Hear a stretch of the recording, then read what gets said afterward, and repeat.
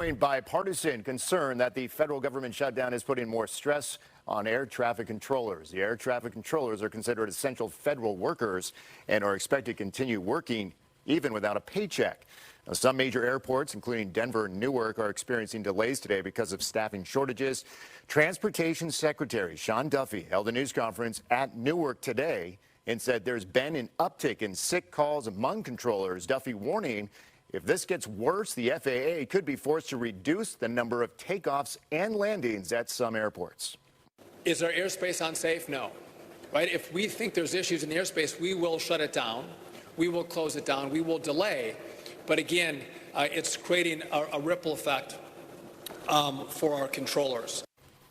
Tonight, the FAA is confirming that there is no staff working at the air traffic control tower at the Burbank Airport. Right now, flights are being handled off-site by the Southern California Terminal Radar Approach Controller, TRACON, while the Transportation Secretary is blaming Democrats for the shutdown and its impact on air traffic controllers. Governor Newsom posting a response tonight to the Burbank headlines, blaming President Trump for the problems. For more on what this all means, Mike McCarron, the former communications director at San Francisco International, joins us live tonight. Mike, what in the world is happening in Burbank right now? I mean, when you get this increase in sick calls and staffing issues, what's the plan for Burbank? Who do they hand the ATC, the air traffic control duties, over to?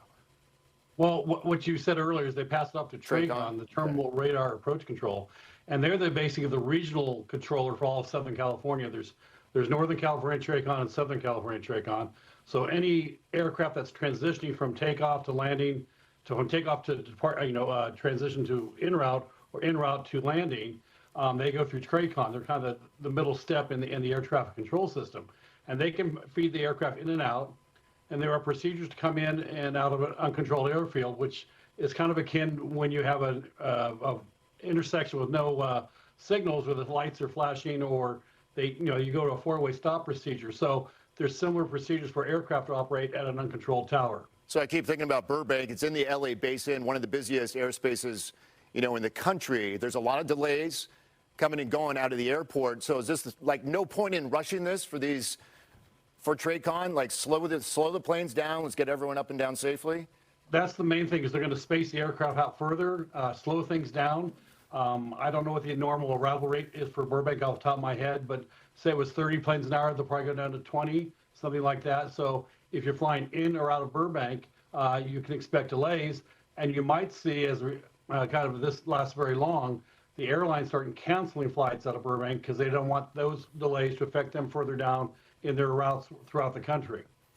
So you heard me talk about Governor Newsom's response. Look, I get it. It's a stressful job already.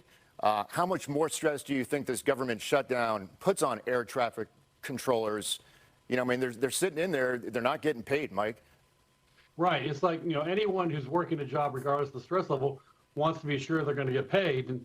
And I think that's one of the issues with controllers. It is a very stressful job. It takes at least 5 months of going through the academy, unless you have prior experience in the military, just to get out of the academy as a controller.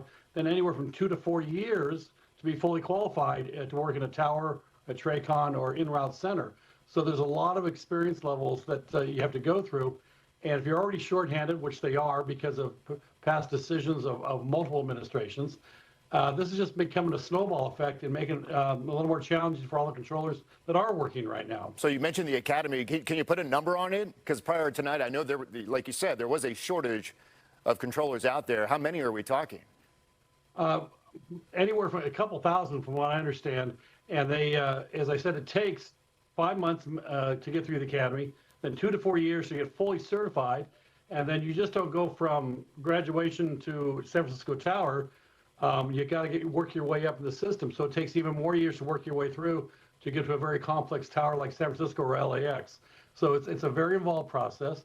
The most senior, the most experienced controllers are in those facilities at LAX, San Francisco, Chicago, Denver, wherever they may be. And it's a slow-moving process, and done slow-moving for a very good reason. They want people experienced, trained, and qualified to get to those levels. So I get late tonight, they're supposed to have air traffic controllers back up and running, but there could be a chance this bleeds into I don't know how the shifts work, if they're 12-hour shifts, but this bleeds into the morning commute tomorrow and throughout the day, not only at Burbank, maybe in other airports too. It could lead into more delays. As I said, if you are, Southwest is a big operator out of Burbank. If they start slowing down planes, those planes can't turn around as fast, so they can't go into Phoenix or Vegas or Denver, wherever they're going next. So it's going to be, as I said earlier, a snowball effect with the airlines as well, and you might see the airlines start on their own, canceling aircraft and looking for other options as well. Got it. All right. Let's hope for a safe night in and out of Burbank. Mike McCarron, always a pleasure. Thanks for the conversation. My pleasure. All right.